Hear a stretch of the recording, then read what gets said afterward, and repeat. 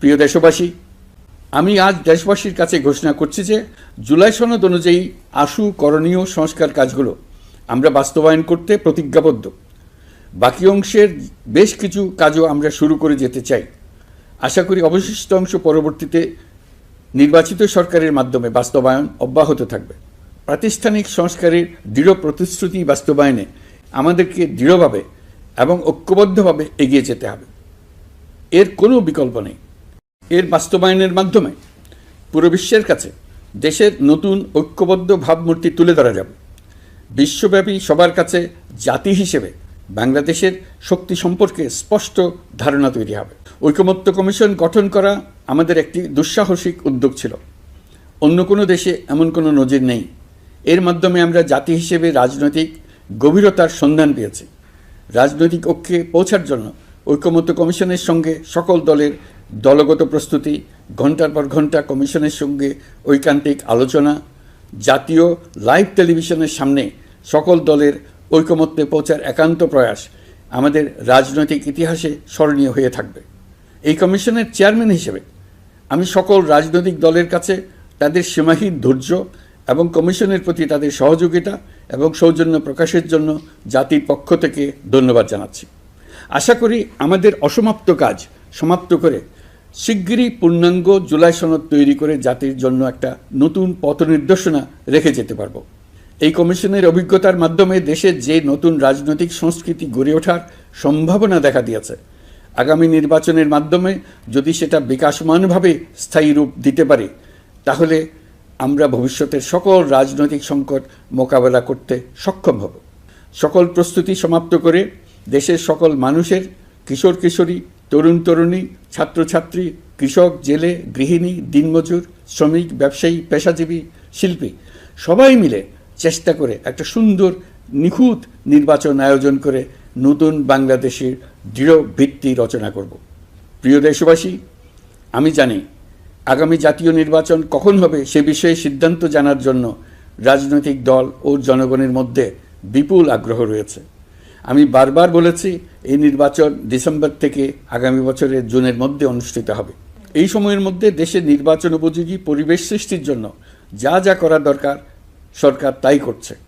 এখানে মনে রাখা জরুরি, বাংলাদেশ স্বাধীনতার পর থেকে যতবার গভীর সংকটে নিমজ্জিত হয়েছে তার সবগুলোরই প্রধান কারণ ছিল ত্রুটিপূর্ণ নির্বাচন। ত্রুটিপূর্ণ নির্বাচন প্রক্রিয়ায় বারবার ক্ষমতা কক্ষিগত করার মধ্য দিয়ে একটি রাজনৈতিক দল বর্বর ফ্যাসিস্টে পরিণত হয়েছিল। এই ধরনের নির্বাচন যারা আয়োজন করে তারা জাতির কাছে অপরাধী হিসেবে চিহ্নিত হয়ে যায়। এমন নির্বাচনের মধ্য দিয়ে যে দল ক্ষমতায় আসে তারাও জনগণের কাছে ঘৃণিত হয়ে থাকে। এই সরকারের একটি বড় দায়িত্ব হলো একটি পরিচ্ছন্ন, উৎসবমুখর, শান্তিপূর্ণ, বিপুলভাবে অংশগ্রহণের পরিবেশে একটি নির্বাচন অনুষ্ঠান করা, এমন একটি নির্বাচন আয়োজন করা যাতে করে দেশ ভবিষ্যতে নতুন সংকটে না পড়ে। এই জন্য সবচেয়ে বেশি গুরুত্বপূর্ণ হলো প্রাতিষ্ঠানিক সংস্কার।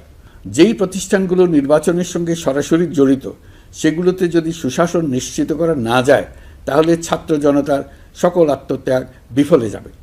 সংস্কার, বিচার, নির্বাচন এই তিনটি ম্যান্ডেটের ভিত্তিতে আমরা দায়িত্ব গ্রহণ করেছিলাম। সেই বিবেচনায় আগামী রোজার ঈদের মধ্যে সংস্কার ও বিচারের বিষয়ে আমরা একটি গ্রহণযোগ্য জায়গায় পৌঁছতে পারব বলে বিশ্বাস করি। বিশেষ করে মানবতা বিরোধী অপরাধের বিচার, যা কিনা জুলাই গণ অভ্যুত্থানের শহীদদের প্রতি আমাদের সম্মিলিত দায়, সেই বিষয়ে আমরা দৃশ্যমান অগ্রগতি দেখতে পারব।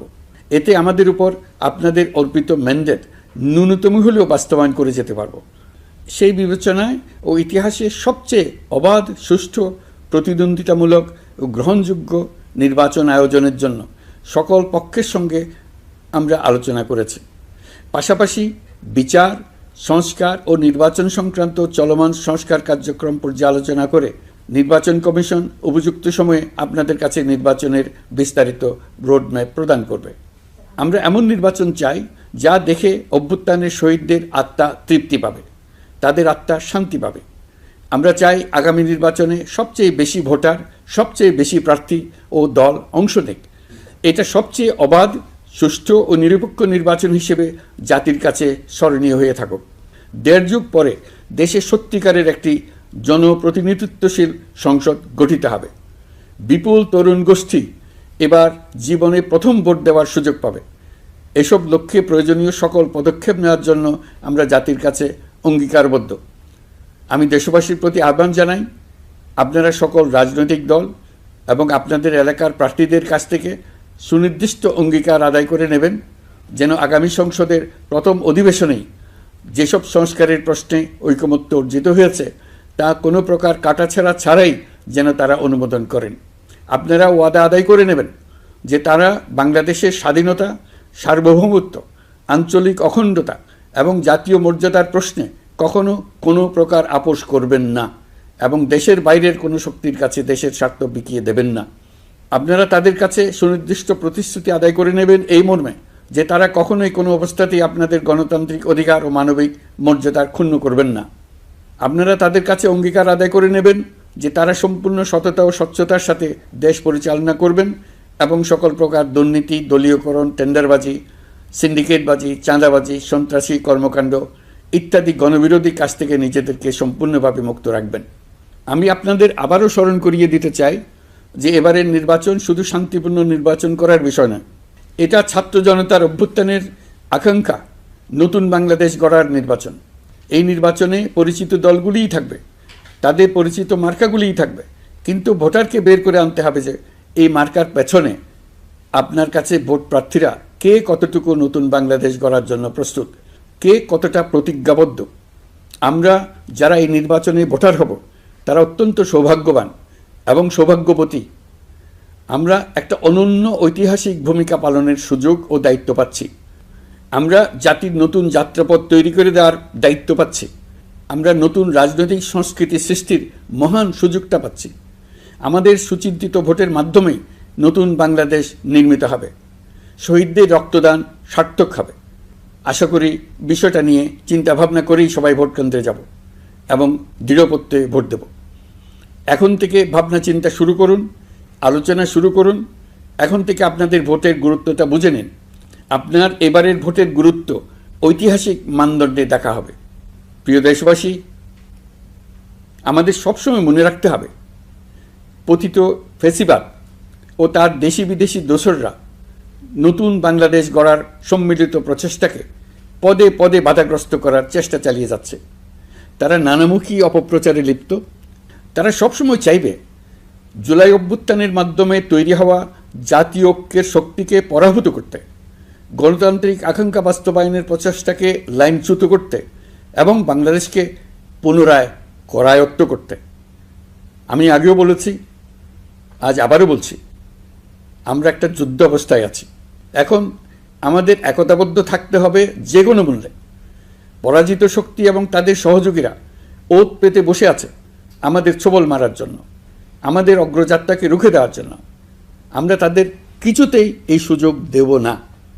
আসুন আমরা আমাদের সম্মিলিত প্রচেষ্টায় প্রিয় মাতৃভূমির স্বাধীনতা, সার্বভৌমত্ব, আঞ্চলিক অখণ্ডতা ও জাতীয় মর্যাদার বিরুদ্ধে যে কোনো আঘাত প্রতিহত করার উদ্দেশ্যে প্রতিরোধের ঐক্যবদ্ধ সুদৃঢ় প্রাচীর গড়ে তুলি। লোভ, স্বার্থপরতা, হিংসা বিদ্বেষ মুক্ত হয়ে দীর্ঘমেয়াদে বাজারের জিনিসপত্রের দাম স্থিতিশীল রাখতে আমরা তৎপর হয়েছি। কোনো জিনিসের দাম যাতে আকস্মিকভাবে বেড়ে না যায় সেদিকে আমরা সর্বোচ্চ নজর দিয়েছি। ফলে এবার আলু, পেঁয়াজ, ডিম, চিনি, শাকসবজি, তরিতরকারি ও মশলাসহ অধিকাংশ পণ্যের দাম গত বছরের তুলনায় কমেছে। আমরা সার্বিক বাজার ব্যবস্থাকে দুর্বৃত্তদের চক্র থেকে বের করে এনে বাজারে একটা প্রতিযোগিতামূলক পরিবেশ তৈরি করতে পেরেছি। জনগণকে ন্যায্য মূল্যে নিত্য প্রয়োজনীয় জিনিস পৌঁছে দিতে সরকারের সব রকমের চেষ্টা অব্যাহত আছে। পাশাপাশি দেশবাসী যাতে নির্বিঘ্নে যাতায়াত করতে পারেন সেজন্য সরকার সর্বোচ্চ ব্যবস্থা নিয়েছে। আইনশৃঙ্খলা বাহিনীর সদস্যরা মানুষের জানমালের নিরাপত্তায় সজাগ রয়েছেন। বিপুল সংখ্যক কর্মকর্তা কর্মচারী এবং পুলিশ ও সেনাবাহিনীর সদস্যরা অক্লান্ত পরিশ্রম করছেন। আমি তাদের প্রতি আন্তরিক কৃতজ্ঞতা জানাচ্ছি। আগামী দিনে কখনোই বাস, রেল ও বিমান যাত্রায় কোনো ধরনের অনিয়ম যাতে না হয় সেজন্য সরকার একটি কেন্দ্রীয় অনলাইন টিকেটিং প্ল্যাটফর্ম করতে যাচ্ছে, যেখানে এই একই প্ল্যাটফর্ম থেকেই যাত্রীরা খুব সহজেই বাস, ট্রেন ও ফ্লাইটের টিকিট ক্রয় করতে পারবেন। একই রকমভাবে সব ধরনের সরকারি সেবা যাতে জনগণের দোরগোড়ায় পৌঁছে যায়, সেজন্য নাগরিক সেবা বাংলাদেশ এই নামে একটি সেন্টার পরিচালিত হচ্ছে। দেশের সর্বত্র শহরে, হাটে বাজারে তরুণ তরুণীদের মাধ্যমে বেসরকারি ব্যবস্থাপনায় সার্ভিস সেন্টার স্থাপনের কাজ শুরু করেছে। এটি ঢাকা শহরে কয়েকটি সেবাকেন্দ্রের মাধ্যমে শুরু হয়েছে। প্রশিক্ষণপ্রাপ্ত স্থানীয় তরুণ উদ্যোক্তারা নাগরিক সেবাকেন্দ্র থেকে সাধারণ নাগরিকদের এনআইডি, পাসপোর্ট, লাইসেন্স, পুলিশের কাছে জিডি করা, কর ফাইলিং করা সহ বিভিন্ন সরকারি ডিজিটাল সেবা দেবেন। এর ফলে দালাল চক্রের খপ্পর থেকে মুক্তি পাওয়া যাবে, নানা রকম হয়রানি ও ভোগান্তি কমবে বলে আমরা আশাবাদী। এই প্রজেক্ট শূন্য বাজেটে আমরা শুরু করেছি। দেশের বিদ্যমান অব্যবহৃত সম্পদ ব্যবহার করেই সামনে এগিয়ে চলা সম্ভব, এটাই আমরা বাস্তবে করে দেখার চেষ্টা করছি। আমাদের চেষ্টা হচ্ছে প্রতিটি মন্ত্রণালয় থেকে যতগুলি সেবা এর আওতায় আনা যায় সবগুলোকে নিয়ে আসা। আমরা চেষ্টা করছি যাতে শিশু জন্মগ্রহণ করা মাত্রই তার জন্ম সনদ পেয়ে যায়, ওটাই হবে তার নাগরিক স্বীকৃতি এবং রাষ্ট্র কর্তৃক তার দায়িত্ব গ্রহণের অঙ্গীকার। ওইখান থেকেই যাবতীয় সকল সনদ সে তার নাগরিক অধিকার হিসেবে ক্রমাগতভাবে সম্মানের সঙ্গে পেতে থাকবে। এক অফিস থেকে আরেক অফিসে তার দৌড়াতে হবে না, দালালের পেছনে মাসের পর মাস ঘুরতে হবে না। বিদেশ সফরে গেলে সেখানকার প্রবাসী বাংলাদেশিরা প্রায় আমাদেরকে সরকারি সেবা পেতে নানা রকম দুর্ভোগের কথা জানান।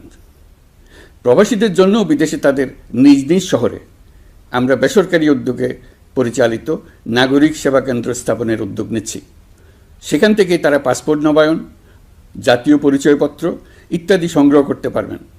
এগুলো কঠিন কাজ, এগুলোকে কঠিন করা হয়েছে, কিন্তু এখন সরকারের অভ্যন্তরে সাহসী ও উদ্যোগী সিনিয়র সচিব, সচিব এবং ডিজিদের সহযোগিতায় অন্তর্বর্তী সরকারের মেয়াদকালে আমরা এটা সমাপ্ত করতে বদ্ধপরিকর। প্রিয় দেশবাসী, আপনারা জানেন ঐতিহাসিক অভ্যুত্থানের পর এই সরকার যখন দায়িত্ব গ্রহণ করে তখন দেশের অর্থনৈতিক অবস্থা ছিল ভয়াবহ। ভয়ঙ্করভাবে যুদ্ধবিধ্বস্ত দেশের অর্থনীতিও এতটা খারাপ থাকে না যতটা খারাপ করে দিয়েছে 16 বছরের লাগামহীন লুটপাটতন্ত্র। আশার বিষয় হচ্ছে শুধু ব্যাংক নয়, প্রত্যেকটি আর্থিক প্রতিষ্ঠান এখন ঘুরে দাঁড়িয়েছে। জনগণের আমানত এখন নিরাপদ। অর্থনীতির অধিকাংশ সূচক ইতিবাচক ধারায় ফিরে এসছে।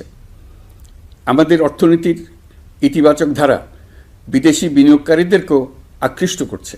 বৈদেশিক মুদ্রার রিজার্ভ শূন্যে নেমে যাওয়ার ভয়ে পতিত সরকার বিদেশি ব্যবসায়ীদের আয় নিজ দেশে নিতে দিচ্ছিল না। আমরা সেটা নিরসন করেছি, বৈদেশিক মুদ্রার রিজার্ভকে ইতিবাচক অবস্থায় নিয়ে আসতে পেরেছি। এই অর্থ বছরে আমরা চেষ্টা করেছি এমন একটি বাজেট দিতে যা সত্যিকার অর্থে জনকল্যাণমুখী হয়। দেশের ইতিহাসে প্রথমবারের মতো একটি বাজেট তার আগের বছরের চেয়ে ছোট হয়েছে। প্রবৃত্তিকেন্দ্রিক ধারণা থেকে সরে এসে আমরা চেষ্টা করেছি সামগ্রিক উন্নয়নের ধারণায় জোর দিতে।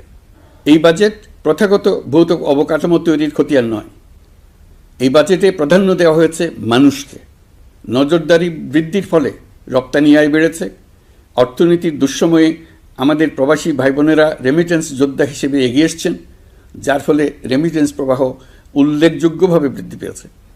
আমি জাতির পক্ষ থেকে সকল রেমিটেন্স যোদ্ধাকে কৃতজ্ঞতা জানাচ্ছি।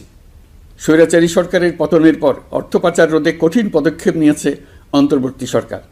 এছাড়া পুরনো আমদানির দায় পরিশোধ হওয়ায় বৈদেশিক মুদ্রার রিজার্ভের উপরও চাপও কমেছে।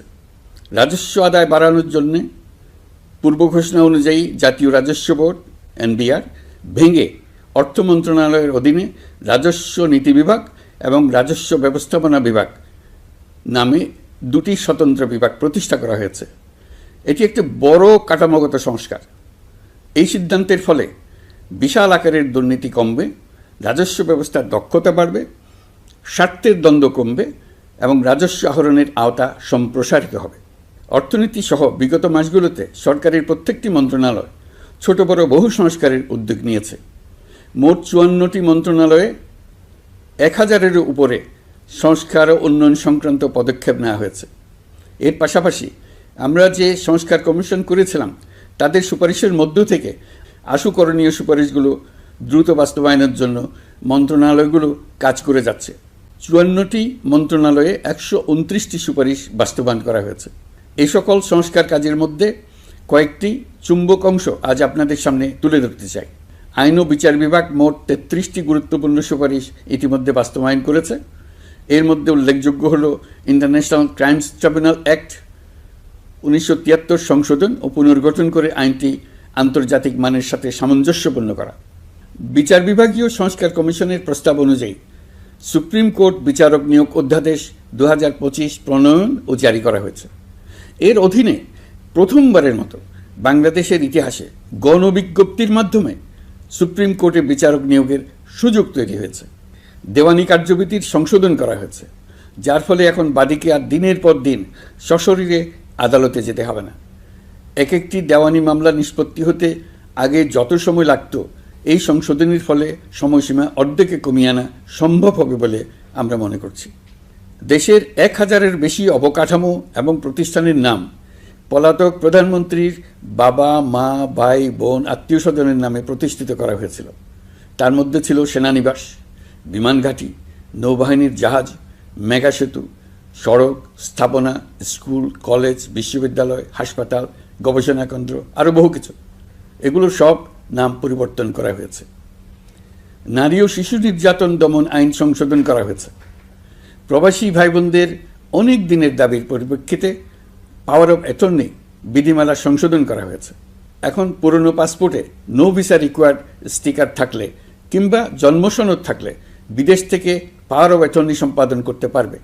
আগামী 2 মাসের মধ্যে আইনগত সহায়তা কার্যক্রম ব্যাপকভাবে বিস্তার করা হবে। বছরে এখন গড়ে 35,000 মামলা নিষ্পত্তি হয়। আমাদের লক্ষ্য এটিকে 2 লক্ষ মামলায় উন্নতি করা। মামলা দায়েরের 48 ঘন্টার মধ্যেই যাদের বিরুদ্ধে মামলার কোনো ভিত্তি নেই তাদের বাদ দেওয়ার ব্যবস্থা করা হচ্ছে। আমরা সর্বোচ্চ চেষ্টা করেছি দেশের মানুষকে লুটপাট তন্ত্র থেকে বের করে আনতে।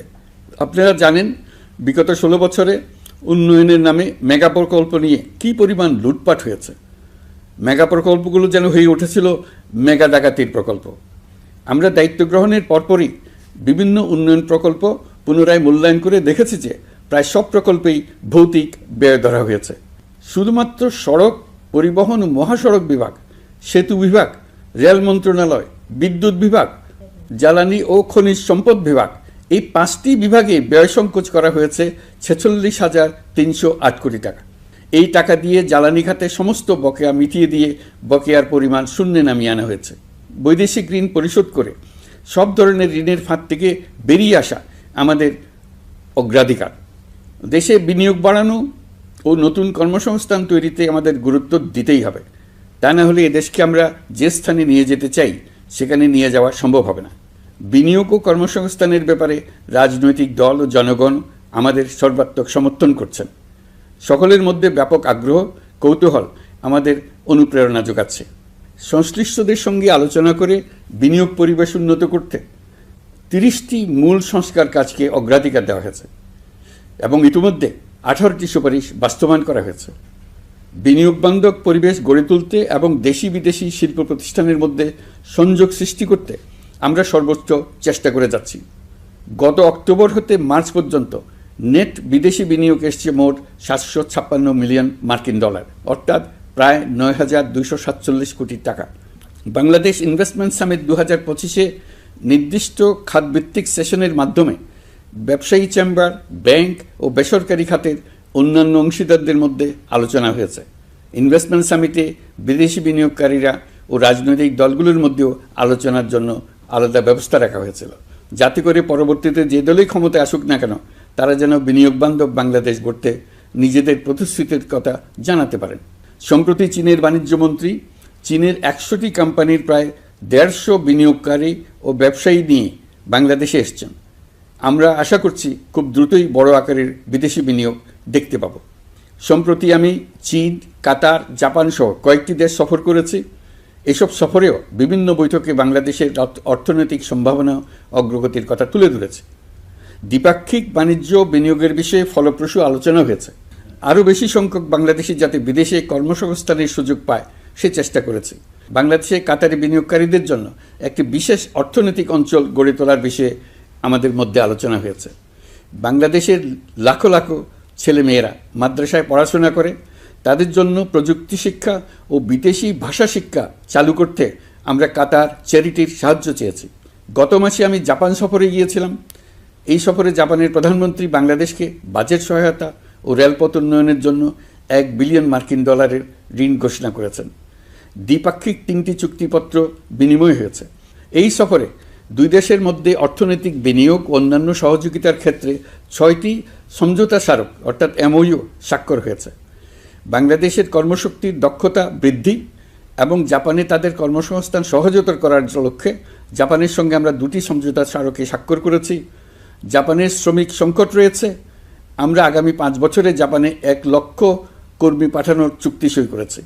এর চাইতে আরও বেশি শ্রমিক ক্রমাগতভাবে পাঠানোর আয়োজন করে এসছি। প্রিয় দেশবাসী, 1971 সালে বাংলাদেশ স্বাধীন হওয়ার পর অর্থনৈতিকভাবে আমাদের যে উন্নতির শিখরে থাকার কথা ছিল, বিশ্বের কাছে মাথা উঁচু করে দাঁড়াবার কথা ছিল, সেই উচ্চতায় আমরা পৌঁছতে পারিনি। আমরা চাই বাংলাদেশ দক্ষিণ এশিয়ার অর্থনৈতিক প্রাণকেন্দ্র হিসেবে প্রতিষ্ঠিত হোক।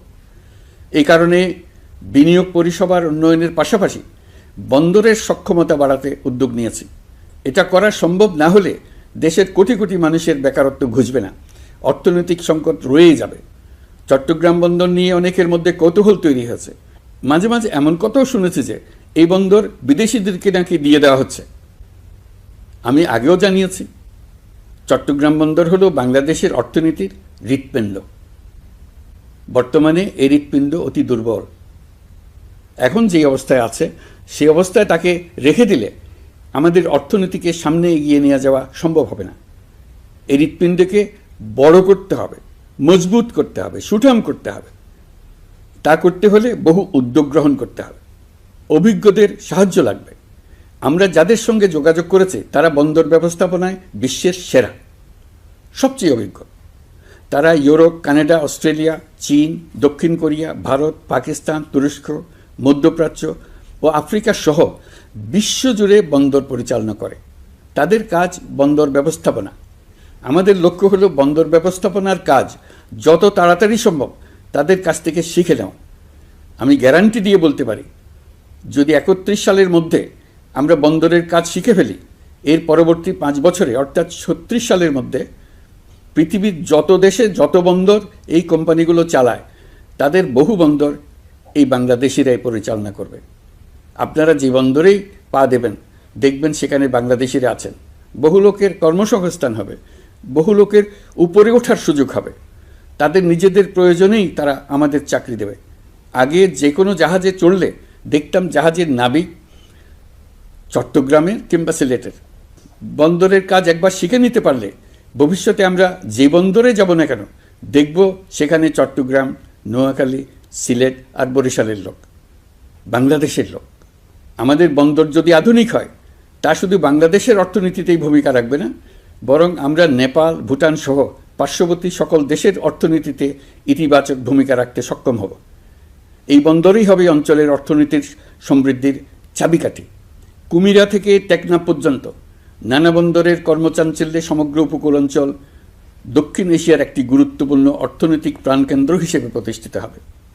এই পুরো অঞ্চলে অনেকগুলো শিল্পাঞ্চল গড়ে উঠবে শুধু সমুদ্রের সান্নিধ্য এবং তার ব্যবহারের দক্ষতার কারণে। তার সঙ্গে গড়ে উঠবে আরেকটি নতুন শিল্প, আধুনিক পদ্ধতিতে সমুদ্রে মাছ পালন, আহরণ ও প্রক্রিয়াজাতকরণের শিল্প। এটি আরেকটি নতুন জগৎ সৃষ্টি করবে। এই ব্যাপারে আমরা আমাদের বন্ধু দেশগুলোর সঙ্গে আলোচনা শুরু করেছি এবং তারা উৎসাহ সহকারে সাড়া দিয়েছেন। বন্দর ব্যবস্থাপনার জন্য আমরা যাদেরকে আনছি তারা পৃথিবীর যেসব দেশে কাজ করে সেসব কোনো দেশেরই সার্বভৌমত্ব, জাতীয় নিরাপত্তা হুমকির মুখে পড়েনি। আমি দেশবাসীর প্রতি আহ্বান জানাই, আপনারা নিজেদেরকে ভিত্তিহীন বিরোধিতা এবং অপপ্রচারের শিকার হতে দেবেন না। অন্তর্বর্তীকালীন সরকারের বন্দর ব্যবস্থাপনার উদ্যোগে আপনাদের দৃঢ় সমর্থন অব্যাহত রাখুন। যারা বিরোধিতা করছে তাদের প্রতিহত করুন। আপনারা জানেন আমাদের দেশে এখন 12 লক্ষ রোহিঙ্গা বসবাস করছে। প্রায় 1 লাখ রোহিঙ্গা এসছে 2023 সাল থেকে 2024 সালের সেপ্টেম্বর সময়কালে, যখন রাখাইন রাজ্যে ব্যাপক যুদ্ধাবস্থা বিরাজ করছিল। সেখানে চলমান সংঘাত ও মানবিক পরিস্থিতির কারণে এখনও অনেকে আসতে চেষ্টা করছেন। রোহিঙ্গাদের বাংলাদেশে আসা বন্ধ করতে এবং যারা ইতিমধ্যে বাংলাদেশে অবস্থান করছেন তাদের প্রত্যাবাসনের জন্য আমরা উদ্যোগ নিয়েছি। আমরা যখন দায়িত্ব গ্রহণ করেছিলাম তখন রোহিঙ্গা ইস্যুটিকে প্রায় মৃত অবস্থায় পেয়েছিলাম। আন্তর্জাতিক এজেন্ডা থেকে ইস্যুটি ঝরে পড়েছিল। সেই অবস্থা থেকে আমরা ইস্যুটিকে বিশ্ববাসীর দৃষ্টির সম্মুখভাবে নিয়ে আসতে পেরেছি। আমি গত বছর সেপ্টেম্বর মাসে জাতিসংঘ সাধারণ পরিষদে রোহিঙ্গা বিষয়ক একটি আন্তর্জাতিক সম্মেলন অনুষ্ঠানের আহ্বান জানিয়েছিলাম। আপনারা জেনে খুশি হবেন, জাতিসংঘের সকল সদস্য রাষ্ট্র এই বিষয়ে একমত হয়েছেন এবং তারা একটি উচ্চ পর্যায়ের আন্তর্জাতিক সম্মেলন আয়োজনের সিদ্ধান্ত নিয়েছে। এই বছর সেপ্টেম্বর মাসে যুক্তরাষ্ট্রের নিউ ইয়র্কে এই সম্মেলনটি অনুষ্ঠিত হবে। একই সাথে রোহিঙ্গাদের প্রত্যাবাসনের জন্য আমরা আন্তর্জাতিক জনমত গঠন করতে পেরেছি। গত মার্চ মাসে বাংলাদেশ সফরে এসে জাতিসংঘের মহাসচিব অ্যান্টোনিও গুতেরেস পরিষ্কারভাবে ঘোষণা করেছেন যে মিয়ানমারের প্রত্যাবাসনই রোহিঙ্গা সমস্যার একমাত্র সমাধান। প্রত্যাবাসনের বিষয়ে আরেকটি বড় অগ্রগতি হচ্ছে মিয়ানমার সরকার কর্তৃক প্রত্যাবাসনযোগ্য রোহিঙ্গাদের সর্বপ্রথম তালিকা ঘোষণা। গত এপ্রিল মাসে ব্যাংককে বিমস্টেক সম্মেলনের সাইডলাইনে আলোচনার সময় মিয়ানমার সরকার প্রথমবারের মতো 1,80,000 রোহিঙ্গা প্রত্যাবাসনযোগ্য বলে ঘোষণা করেছে। রোহিঙ্গাদের প্রত্যাবাসনে ও আমাদের সীমান্তের নিরাপত্তা নিশ্চিত করতে মিয়ানমারের সরকার সহ সেখানকার বিদ্রোহী গোষ্ঠীর সাথে আনুষ্ঠানিক ও অনানুষ্ঠানিক যোগাযোগ রাখা হচ্ছে। আমরা যত দেশেই সফর করেছি সব দেশেই রোহিঙ্গা সংকট মোকাবেলায় রাষ্ট্রীয় নেতা ও সরকারের প্রতিনিধিদের সঙ্গে আলোচনা করেছি, তাদের সহযোগিতা চেয়েছে। তারা ইতিবাচকভাবে আমাদের আহ্বানে সাড়া দিয়েছেন। জাতিসংঘের মহাসচিব গত মার্চ মাসে ঢাকা সফরকালে রাখাইন রাজ্যে মানবিক বিপর্যয়ের মোকাবেলার জন্য একটি ত্রাণ চ্যানেলের প্রস্তাব করেছিলেন। তিনি বলেছিলেন এই প্রস্তাবটি রোহিঙ্গাদের প্রত্যাবাসনে সহায়ক হবে। বিষয়টি প্রস্তাব পর্যায়ে রয়ে গেছে। আমরা লক্ষ্য করেছি রাখাইনের জন্য বাংলাদেশ করিডোর দিয়ে দিয়েছে বলে একটা অপপ্রচার চালানো হচ্ছে। আমি সুস্পষ্টভাবে বলছি, এটা সর্বৈব মিথ্যা। এটা চিলে কান নিয়ে যাওয়ার গল্প। যারা অসত্য কল্পকাহিনী বানিয়ে বাংলাদেশের মানুষকে ক্রমাগত বিভ্রান্ত করে অশান্তি সৃষ্টিতে নিয়োজিত, এটা তাদেরই শিল্পকর্ম। আপনারা এ বিষয়ে হুঁশিয়ার থাকবেন, কোনোভাবেই বিভ্রান্ত হবেন না। এসব অপপ্রচার সত্ত্বেও আমরা লক্ষ্যচ্যুত হব না। এই জটিল সমস্যাটি সমাধানে আমাদের কাজ চালিয়ে যাব। প্রিয় দেশবাসী, মহান আল্লাহ আমাদের সহায় হন। আল্লাহ হাফেজ।